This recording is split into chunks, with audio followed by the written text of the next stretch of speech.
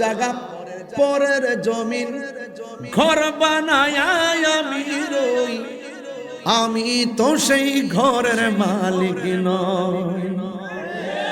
একটু সাউন্ডটা তুলে দেন, একটু উঠাই দেন। পরের জায়গা পরের জমিন,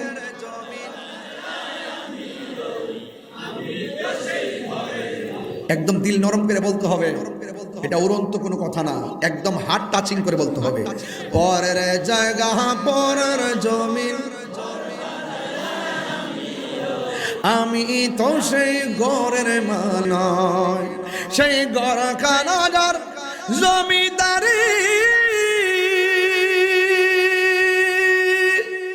আমি পাই না তাহার হুকুম জারি, সেই ঘর খানার